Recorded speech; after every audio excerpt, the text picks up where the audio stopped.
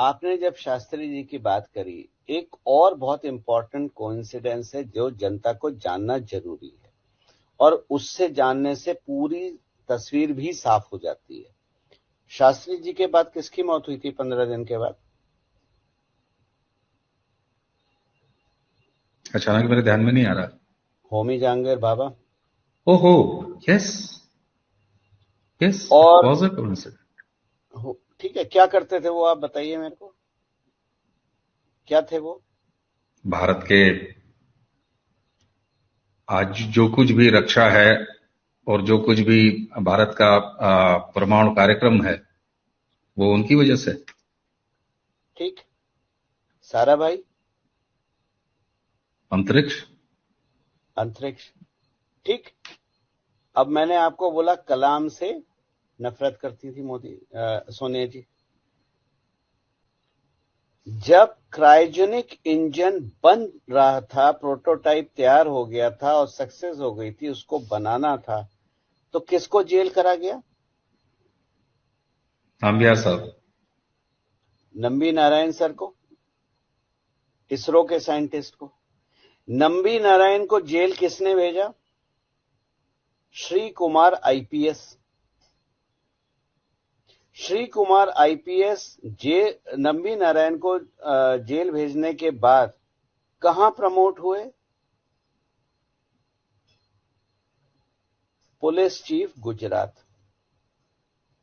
Police chief Gujarat बनने के बाद उन्होंने क्या करा? हाथ धो के नरेंद्र मोदी और अमित शाह के पीछे लग गए। आपने क्या करा? आपने वहां भाभा और साराभाई को खत्म किया, इंडिया का डिफेंस और अंतरिक्ष। यहां आपने क्रायोजेनिक इंजन के बनाने वाले को रिजेक्ट किया, और भारत को क्रायोजेनिक इंजन की सप्लाई देने के लिए रशिया तैयार हो गया था, लेकिन आपने उन्हें हटा के वो ऑफर लिया ही नहीं, और आप डिपेंडेंट रहे किस पे? विदेशी ताकतों पे क्रायोजेनिक इंजन के लिए। आ रही है बात समझ में?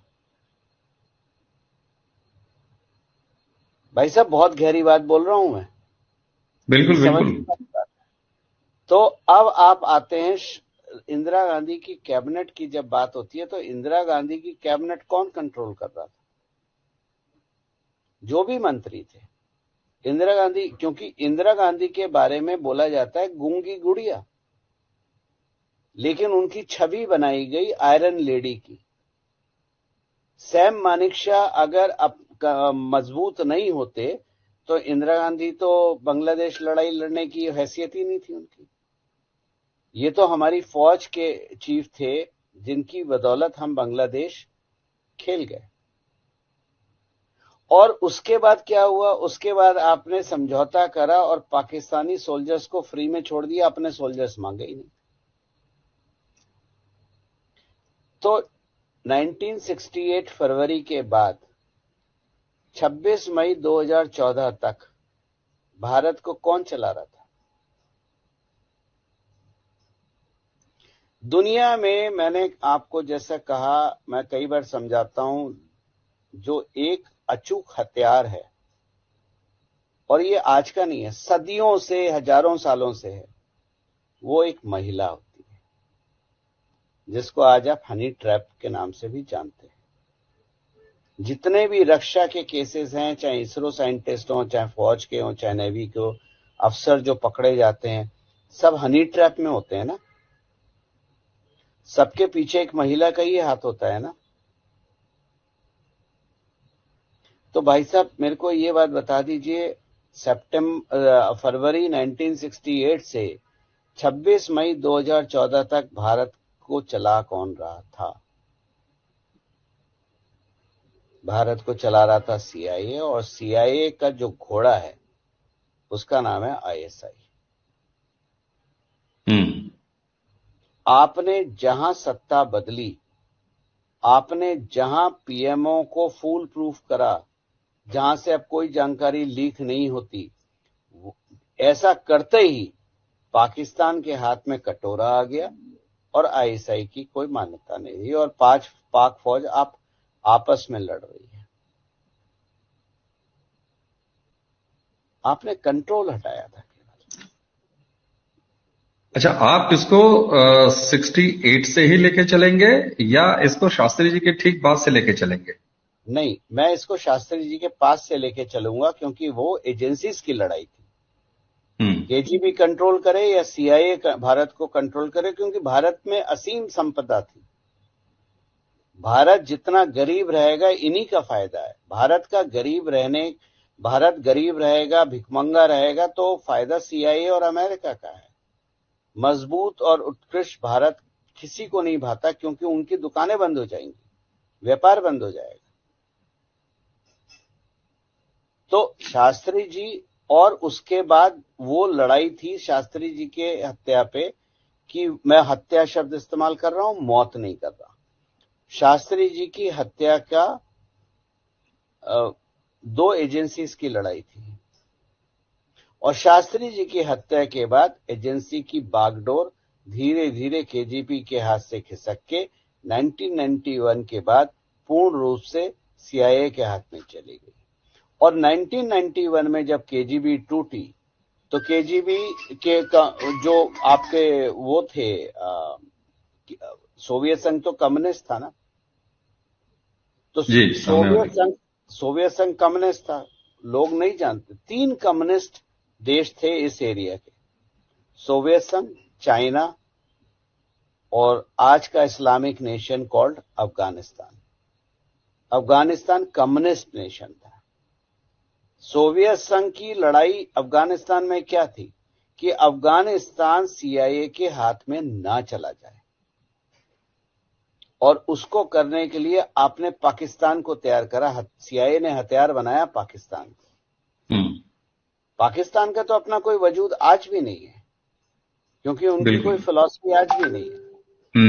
तो ये एजेंसियों की लड़ाई समझ में आ रही है, बिल्कुल समझ में आ रही है। अब मैं उसके बाद 1991 के बाद जब सोवियत संघ टूटा, तो कम्युनिस्ट का इकलौता झंडा किसके हाथ में चला गया? चाइना का। तो अब आपको समझ में आ रहा है कि 2008 में जो राहुल गांधी ने एमओयू साइन करा था चाइना के साथ, व्यक्तिगत तौर पे क्या था वो? भारत को बेचने की तैयारी, क्योंकि उन्हें पता था सत्ता तो हमारे ही हाथ में रहेगी। दाएं बाएं जोड़ घटा करके जैसा भी करें, पर सत्ता तो हमारे ही हाथ में रहेगी। हम इस सत्ता को भोगने के लिए ही पैदा हुए हैं। लेकिन भला हो भारत की जनता का, भारत के जगने वाले सनातनियों का, कि हमने 26 मई 2014 को उनको उखाड़ के फेंक दिया। और ये विचलितता जो आप देखते हैं आज राहुल गांधी और सोनिया गांधी में, ये और कुछ नहीं है, ये वो 16 मई 2014 का रिजल्ट है जो उनको विचलित करे हुए हो। और जितना ये लोग कब्र खोदने की कोशिश करेंगे, ये खुद उतने कब्र में घुसते चले जा रहे हैं। इसीलिए मैं बोलता हूं कि भारत आजाद हुआ था 26 मई 2014 को। ये एक संकेत के रूप में आपने बहुत बड़ी बात कही है कि भारत 2014 के साल में आजाद हुआ। तो अब तक जितनी बातें आपसे, और उसको आप कोई भी नकार नहीं सकता, क्योंकि एक पूरी क्रोनोलॉजी बिल्कुल साफ सुथरी लाइन और बड़ी क्लियर दिखाई देती है। तो क्या ये मान लिया जाए कि 11 जनवरी 1966 से ही 2014 तक, ये अलग बात है कि इंदिरा जी के समय में वो 2 एजेंसियों का मामला था, लेकिन था तो विदेशी का ही। और तब से लेके 1966 से 2014 तक भारत के हाथ में था ही नहीं, भारत के हाथ में नहीं था। आप कोई पॉलिसी उठा के देख लीजिए गवर्नमेंट की, अगर आप डीप स्टडी करेंगे तो पॉलिसी का फायदा भारत में रक्षा, क्या वैज्ञानिकों की कमी है? जिस इसरो को शुरू करा था विक्रम साराभाई ने, वो इसरो क्या इतनी काबिलियत नहीं रखती थी कि अपनी सैटेलाइट अपने आप भेज सके? लेकिन आपको याद होगा, हम फ्रेंच गुयाना से भेजते थे, हम भारत से नहीं भेजते थे। क्या कारण है कि डिफेंस मिनिस्ट्री का, चाहे हवाई जहाज हो, शिप हो, चाहे आपका बंदूकें हो, गोलियां हो, एक छोटा सा नट बोल्ट भी विदेश से आता था। तो समझ में आ रहा है ये पूरी, मुझे लग रहा है कि आज दर्शक भी जब ये पूरी आज क्रोनोलॉजी जोड़ेंगे तो ये बिल्कुल क्या साफ हो जा रहा है। क्या कारण है कि सीड भी बाहर से आते थे, किसान की अगर हम बात करें।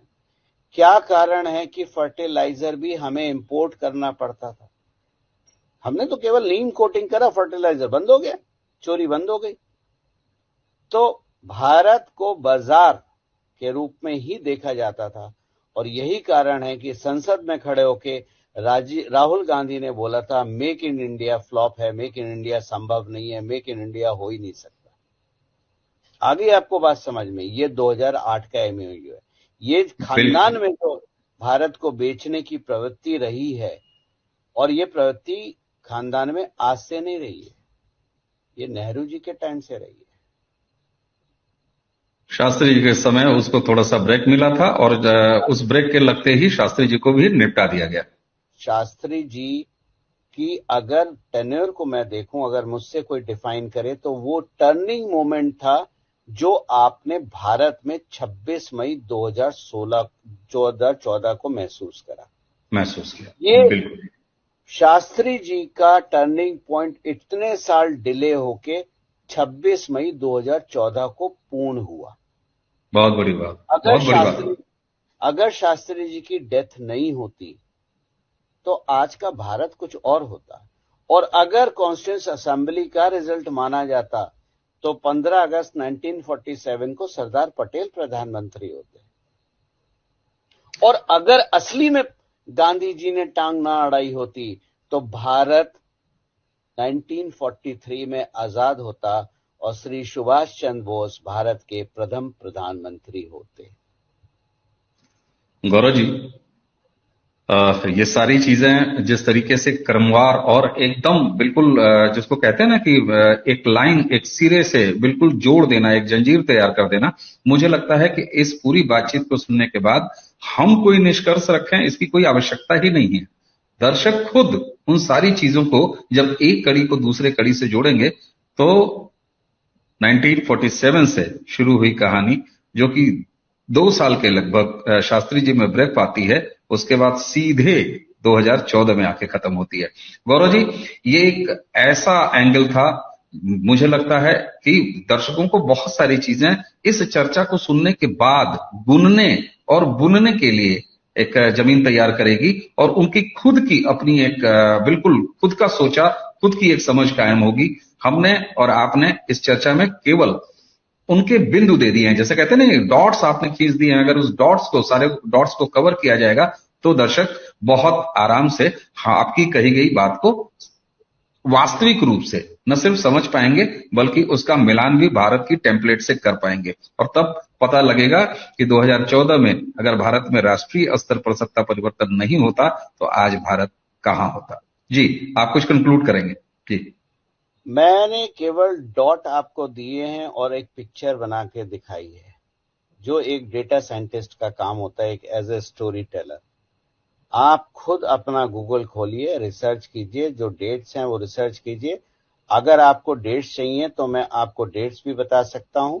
आप उन डेट का क्रोनोलॉजी अगर आप समझ ले तो जैसे 11 जनवरी 1966 शास्त्री जी, 26 फरवरी 1968 सोनिया गांधी का विवाह, 31 अक्टूबर 1984, 21 मई 1991, 11 जून 2000, 30 सितंबर 2001, 27 फरवरी 2002, 2 सितंबर 2009, ये सारी डेथ डेट्स हैं।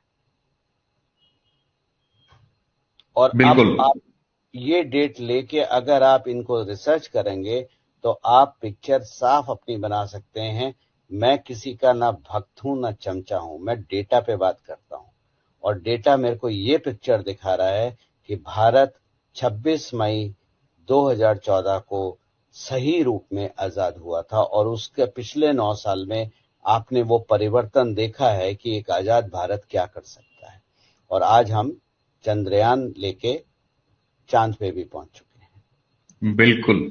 और जिन डॉट्स की हम बात कर रहे थे, आपने तो सारे क्रमवार से डेट्स भी गिना दिए, और मुझे उम्मीद है कि दर्शक इस बातचीत से एक अपने स्तर की समझ निश्चित रूप से बना पाएंगे। तो दर्शकों, गौरव जी को आज इस नए तरीके के एंगल से आपको हमको रूबरू कराने और एक पूरा परिदृश्य, जैसे लगता है ना कि कुछ सूत्र आपको दे दिया और गणित का पूरा सवाल हल हो गया, तो मुझे लगता है कि आज की ये चर्चा गणित के उसी फार्मूले के तहत है जिससे बहुत सारे सवाल बिल्कुल साफ साफ और 100% ईमानदारी से हल हो जाएंगे। गौरव जी, आपने हमें समय दिया और इतना गंभीर बात को इतने सहज तरीके से आपने सामने रखा, आपका बहुत बहुत धन्यवाद। तो दर्शकों, इसी के साथ आपसे विदा लेने से पहले गौरव जी को एक बार और धन्यवाद देते